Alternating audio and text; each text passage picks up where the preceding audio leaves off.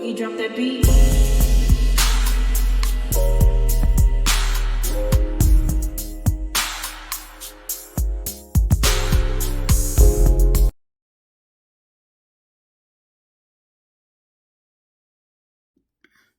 Hi everyone, welcome to my channel, Talking Out Loud with Miss Talkative. Everything I say is my own opinion, alleged, and strictly entertainment purposes. Remember, I'm just talking out loud. Please like, share, subscribe. Comment on the video, let me know what you think. Now, Shirley and Steve got on the radio to address Shirley's husband being in jail. And in my opinion, this was the emptiest explanation ever. And I know that people say that she doesn't owe anyone anything, but as I look at it, she does. She really does. And the reason I say that is because Shirley is on a national syndicated radio show that gives advice to millions of viewers every single day. And people may take her advice to heart. So when you are giving people advice, supposed to be sound advice, and Shirley, Steve, they're up there, they're writing books about relationships and stuff. And people, you want people to buy into your brand, and you want people to believe that you actually exercise the very same advice that you're giving out. So when people say that she doesn't owe anybody anything, I believe she does. She does owe the millions of fans of the Steve Harvey Morning Show an explanation as to why how she was able to get herself mixed up with this criminal and allow him to infiltrate her life and put it in financial ruins and despair, and I know she said 8 years, but it's like it's been unraveling for a while. And I know it all came crashing down at one time for her, but in my opinion, this was bound to happen regardless. She talking about a storm, how it stormed the night before. It's been storming all doggone summer. I mean, it stormed so much here where I live, and my power been out so much, I believe my electric company owe me. But anyway, I'm like, what are you talking about, Shirley? It storm all the time. So Shirley believes that storm gave her, led her to, was the first part of the demise of her life being, being ruined. I'm like, what are you talking about? But anyway, what I was waiting for her to address was a little bit, how she avoided the red flags with her husband, how she was, not able to see exactly what he was doing. Did she know, what did she think he was doing for a living? How was he making his money? And I know she probably don't want to give out too many details, but I believe she should have gave us something, at least about her, from her standpoint. And I know she's probably going to use this as a moment later to either write a book, get interviews, things like that. But I believe as the person supposed to be the sound mind and giving advice to all of these viewers, and it's being played over and over, and you got all of these people that's writing in with real questions and looking for real help. I believe she does owe them people a lot more than just, I was married for 8 years. The 8 years does not make it right. Just being married to somebody does not make it right for you to allow yourself to be infiltrated It does not it does not make it right for you to sit up there on them calls. We heard you day in. So many calls. We heard her up there.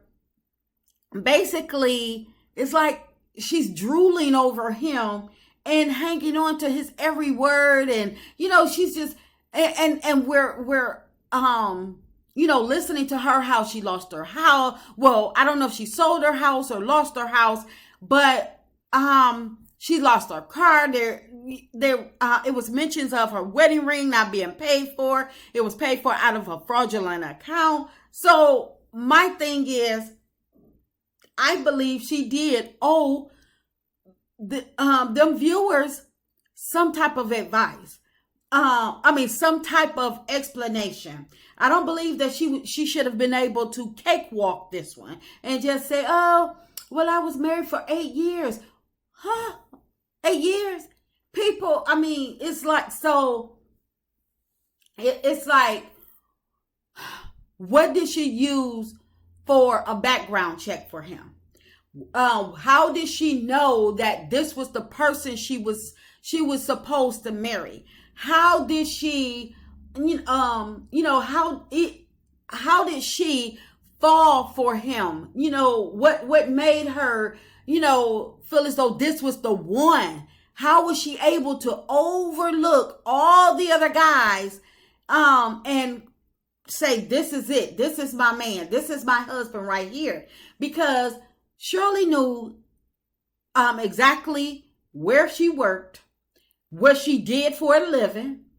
She knew who she worked for, and she knew what she was, what she could bring to the table. She knew exactly what she stood to lose. So when she gave that empty explanation of being married for 8 years, I was really waiting for more. I really was. And I'm like, she should have known better. She should have known that there could potentially be some strays out there that is going to come to her and want to be with her because of the circle she's involved in, because of the status that she's at. So it's like she didn't look at any of this. She didn't think about none of that. This woman allowed this man to infiltrate her life so bad, and I still think he only married her to be able to hide his frauding schemes, and he thought, what better way to get away with his dirt is to marry someone that lives the way, lives the very lifestyle that he's trying to portray. Somebody that has something, and, that they're not going to think twice to look at Shirley about being, into criminal, having dealings with a criminal enterprise. Because Shirley seems so innocent, and she is, she's very believable. So if she say, "Oh no," and this, that, and the other, so because it seems like he did have mind control over Shirley. So all he got to do is say, "Oh no, they're wrong. We heard how she was saying that everybody was hating on them, and she lost a lot of friends behind this." But I was waiting for her to apologize to her daughter. And I know that's very private, but the problem is that we heard it very public of, you saying that you need to treat your daughter as the enemy. So I felt as though that something should have been said to that, to what degree is her daughter, her and her daughter, relationship. Is it headed for repair? Has it been repaired? What's going on? I didn't hear anything. Even if it was headed down, even if their relationship has been repaired or on its way to be repaired, I feel as though she should have shared some of that. But the only people that she did apologize to was Steve and Marjorie. So, in my opinion, had this not been for the phone call about her talking about Marjorie and Steve, I don't even think they would have put this segment in the Strawberry Letter. They would have continued to allow her to make a fool of herself, coming to work every day, giving advice, and the viewers talking about how she giving advice and this, that, and the third. Or, I mean, they probably would have, just let her go down that rabbit hole and mess up her career and not say anything. So I believe that the whole episode of Steve Harvey Morning Show should have been dedicated to Shirley Strawberry, very own Strawberry Letter, and they allowed her to reassure the viewers of the show that she is capable of giving advice. She has some mishaps. She made some mistakes, some huge mistakes in her life. She'll be talking about them later. She just wanted to address it now, let everybody know, yes, this is real, even though everybody know it's real. We've all heard the cause, and that she will be addressing it. She's just, need a little time, something more than what she gave of just being married for 8 years and a full begging apology to Steve and Marjorie of not firing her. It should have been more. There was no meat, no potatoes. It's like you gave some ugly, what was it, Brussels sprouts? That's what she gave. She didn't give nothing. I mean, where was the meat and potatoes for this segment? Nobody cared about what she said about Steve and Marjorie. She was in her God-given right to say how she felt about them. If she felt as though that Marjorie treats them as the help, then Marjorie, that's her opinion. That's her opinion. If Steve was wheezing, then why is she apologizing for that? If he was wheezing, he was wheezing. Get an inhaler, sit your butt down, or go see have your heart checked or something. But that meant nothing to me. So the only person that get an apology is Steve? No. There were many of people that deserved an apology. Did you think about the friends that you say you lost, the relationships that you say you lost? Were they worth it in the end? See, things like that should have been stated. Some of my friends I need to apologize to. They tried to warn me. They tried to tell me. And I understand that when you're going through stuff with your mate, sometimes you don't want advice from other people. But, so you kick them out of your life and call them haters. Why? And you talking about people wanting your life. So those are things that we needed to know. Those friends that you wrote off, are y'all still not friends? Have you apologized to them at least? Y'all can still not be friends, but do you feel as though you owe any of those friends apologies? Not just to the fact of, I was married for 8 years. What? That made no sense to me. Because most people that we see giving advice, writing relationship books, they have actually gone through the situations that they're speaking about, that they're allowed to speak about. And, so when people address them for advice, question them for advice, then they have, they can pull from their own experiences, and they can actually, when they're giving the advice, they know that the advice is sound, and they're pulling from their own weight. And that's what makes it so believable, so real. Because this was not Shirley's first marriage, and she has dated a married man before. Her words, not mine.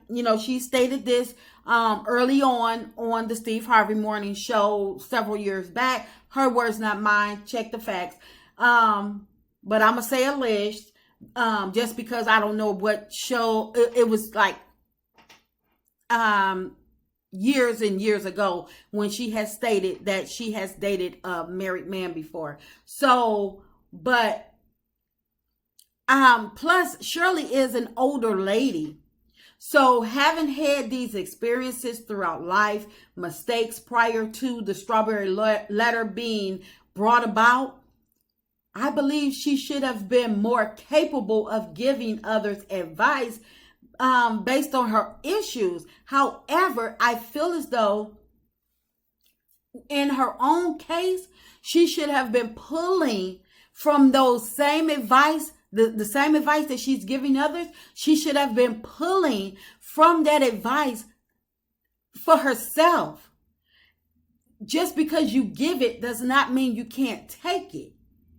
You gave advice, so you should have been taking advice and not writing people off and calling them haters and saying they wanted your life and other cruel things about them just because you wanted this man. You wanted to stay with this man, and you wanted to make it seem like, yes, I'm living this life. I'm living this dream. And Shirley was in a dream, because she thought that this was going to be all over. She was believing that this was going to be all over for him in just a second. She didn't realize that this man is still in jail. If this was nothing, if they had nothing on him, this man would be out. She didn't realize that this man, and that's another thing that we don't know. She said that the divorce is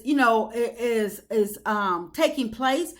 But when did the divorce proceedings start? When did you start realizing that this man is full of crap? This man is not my man. This is not the man I married. He's not who I thought he was. See, this is pertinent information to your viewers. And for y'all to just sit up there and Steve take over the whole thing, giving his apology and stuff. Not apology, but giving his speech about people talking about his wife and talking about him wheezing. And no, that's not what I was looking for. And I'm only speaking for me. I don't know what other people were looking for. But for me, I felt as though that Shirley left out a whole lot. And if it's like 8 years is too long to allow yourself to see, to not see the real Ernesto. It's too long to not realize who you're married to. And 8 years is too long to be tangled up in a criminal enterprise and just not know. So I feel as though that whole episode of the Steve Harvey show, the whole episode should have been dedicated just to this mess here, to allow her to address it, explain the important parts of how, what, all of that, and